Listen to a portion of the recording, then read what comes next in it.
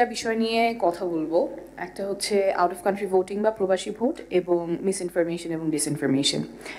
প্রথমে প্রবাসী ভোটটা নিয়ে আসি। যেহেতু স্বাধীনতার পরে প্রথমবারের মতো প্রবাসীরা এই নির্বাচনে ভোট দিতে পারবেন গণঅভ্যুত্থান পরবর্তী একটা প্রেক্ষাপটে, এটা আমাদের খুব সিরিয়াসলি নেওয়া প্রয়োজন। জাতীয় নাগরিক পার্টি থেকে আমরা খুব জোরালোভাবে এটা নিয়ে ক্যাম্পেইন করেছি, পারসিস্টেন্টলি ক্যাম্পেইন করেছি। এখন বাস্তবায়নের একটা পথরেখা দেখা যাচ্ছে, সেটাকে আমরা ওয়েলকাম করি, কিন্তু অনেকগুলো জটিলতা আছে। যে অ্যাপটা লঞ্চ হয়েছে এটা আমরা ফিডব্যাক পেয়েছি, খুবই ইউজার ফ্রেন্ডলি, কিন্তু বাস্তবায়নের প্রক্রিয়ায় অনেকগুলো সীমাবদ্ধতা আছে। আমি কথা বলছি, যেই সময়টা নির্ধারণ করে দেওয়া হয়েছে প্রবাসীরা যেই সময়সীমার মধ্যে রেজিস্টার করতে পারবেন, সেখানে অঞ্চলগুলোকে ভাগ করে 5 দিনের একটা সময়সীমা দেওয়া হয়েছে। যেমন সৌদি আরবে যে আমাদের যে প্রবাসী ভাই বোনেরা আছেন, ওনারা ডিসেম্বর মাসের 4 তারিখ থেকে 8 তারিখ শুধুমাত্র রেজিস্টার করতে পারবেন। সময় খুব বেশি না, ওখানে অনেক প্রবাসী আছেন, মাত্র 5 দিনের মধ্যে রেজিস্টার করতে হবে। অথচ আমরা জানি যে দেশে যারা ভোট দিবেন সেই কম্প্যারিজনে প্রবাসীদের ভোটে অংশগ্রহণটা জটিলতা বেশি থাকে। So the objective is to reduce participation barriers. ওনারা যাতে এটাতে পার্টিসিপেট করতে পারেন সেই প্রতিবন্ধকতাগুলো কমানো দরকার। And there is strong evidence যে পার্টিসিপেশন ব্যারিয়ার কমে if you simplify registration procedure. এটা অনেক এভিডেন্স আছে। আমি ইন্টারন্যাশনাল আইডিয়ার গ্লোবাল স্টেট অফ ডেমোক্রেসি 2025 এর যে রিপোর্ট, সেখান থেকে কোট করছি। Legal and administration design of registration of ওসিভি including registration requirements strongly effect participation rates. এবং এই রিপোর্টের একটা রেকমেন্ডেশনই ছিল two simplify registration procedure, lower participation barriers. এই যে একটা আর্টিফিশিয়াল সীমাবদ্ধতা দেওয়া হয়েছে, শুধুমাত্র 5 দিনের মধ্যে রেজিস্টার করতে হবে, we do not think that is helpful. এবং এটা আমাদের যারা প্রবাসী ভাই বোনেরা আছেন তাদের অংশগ্রহণের ক্ষেত্রে অনেকগুলো জটিলতা এবং সীমাবদ্ধতা তৈরি করবে। আমাদের আস্কগুলো খুবই সিম্পল, দাবিগুলো খুবই সিম্পল। যে সময়সীমা আছে 19 নভেম্বর থেকে 23 ডিসেম্বর, বিভিন্ন জোনে সেটা 5 দিন করে দেওয়া হয়েছে, সেটা না করে সব জোনের জন্যই 19 নভেম্বর থেকে 23 ডিসেম্বর উন্মুক্ত করে দেওয়া উচিত। 1 মাসের কিছুটা বেশি সময়, এই পুরো সময়টা দিলেও যে খুব বেশি সময় থাকবে প্রবাসীদের রেজিস্টার করার জন্য তেমন না, কিন্তু তারপরেও এতটুকু সময় সব জোনের জন্য উন্মুক্ত করে দেওয়ার আমরা দাবি জানাচ্ছি, যাতে 19 থেকে 23 এই পুরোটা সময় প্রবাসের যে কোনো খান থেকে ওনারা পোস্টাল ভোট বিডি অ্যাপে রেজিস্টার করতে পারেন।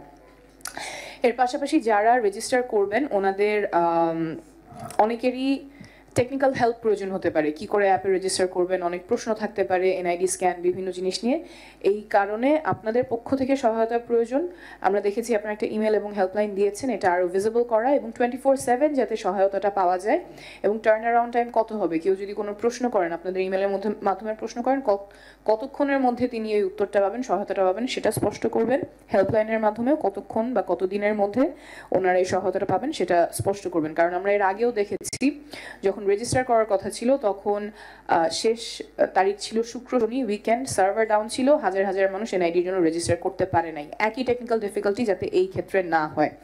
যারা প্রবাস থেকে ভোট দিতে চাচ্ছেন, টেকনিক্যাল ডিফিকাল্টির কারণে যাতে এই সুযোগটা থেকে তারা বঞ্চিত না হন। আরেকটা বিষয় আমরা ফিডব্যাক পেয়েছি, অ্যাপটাতে পাসপোর্ট এবং এনআইডি দুইটাই স্ক্যান করতে হয়। স্ক্যান করতে গেলেও অনেকের জটিলতা থাকে। আপনারা এটার সাথে একটা ম্যানুয়াল অপশন অ্যাড করবেন। যারা স্ক্যান করতে পারেন স্ক্যান করবেন, স্ক্যান করা ছাড়াও ম্যানুয়ালি যদি ইনফরমেশন ইনপুট দেওয়ার সুযোগ থাকে তাহলে ওটা টার্ন আউটটা বাড়াবে। আরেকটা কথা আমরা গত কয়েকদিনেও বলেছিলাম যে এখন বর্তমান ব্যবস্থায় পাসপোর্ট এবং এনআইডি দুইটারই তথ্য দিতে হয়। যদি দুইটার যে কোনো একটা, যার এনআইডি আছে সে এনআইডি দিয়ে রেজিস্টার করতে পারবে, যার পাসপোর্ট আছে সে পাসপোর্ট দিয়ে রেজিস্টার করতে পারবে, তাহলে এটা অনেকের জন্যই সহজ হবে। সো প্রবাসী ভোটের ক্ষেত্রে 3টা জিনিস আমরা চাচ্ছি যাতে করে প্রবাসীদের আগামী নির্বাচনে অংশগ্রহণ করা ব্যারিয়ারটা কমে। প্রথমটা হচ্ছে 19 নভেম্বর থেকে 23 ডিসেম্বর আপনাদেরই যে সময়সীমা, সেটার মধ্যে আবার জোন ভাগ করে 5 দিন দিয়েন না। 5 দিন হলে অনেকের জন্যই অসুবিধা হবে এবং এই আর্টিফিশিয়াল ব্যারিয়ারটার খুব যৌক্তিকতা নাই। পুরোটা সময় জুড়ে যাতে সব জোন থেকে ওনারা রেজিস্টার করতে পারে সেই ব্যবস্থা করবেন।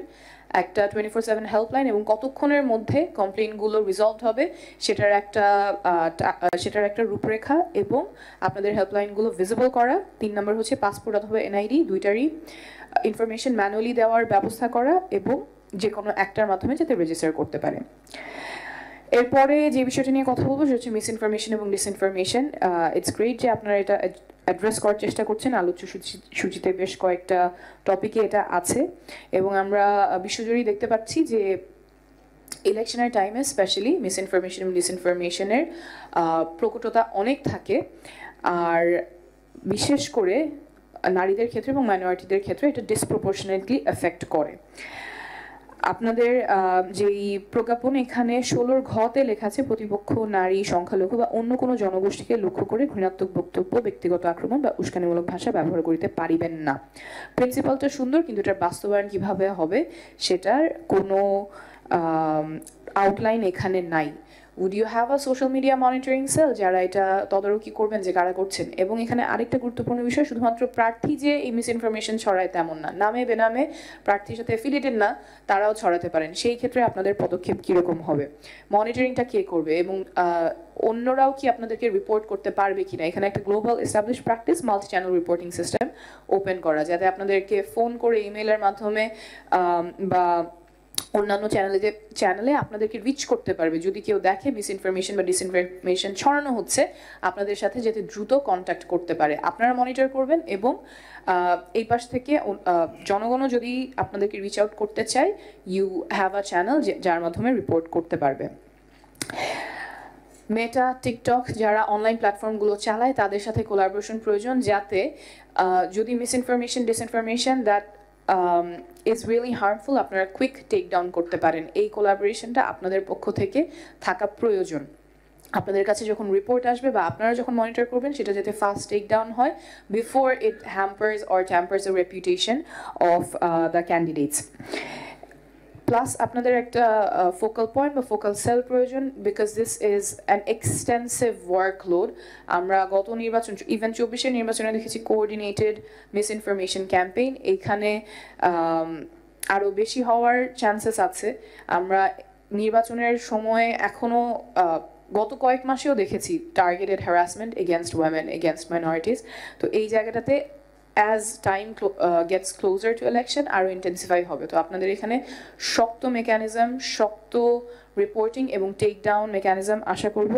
এবং এই জায়গায় আমি আশা করব যে প্রবাসী ভোট এবং মিসইনফরমেশন নিয়ে এটা শুধু ওয়ার্ডসে সীমাবদ্ধ থাকবে না, আপনারা আসলেই ফলো আপ করবেন এবং আমাদেরকে জানাবেন আপনারা এই বিষয়ে কী কী পদক্ষেপ নিচ্ছেন। অনেক ধন্যবাদ।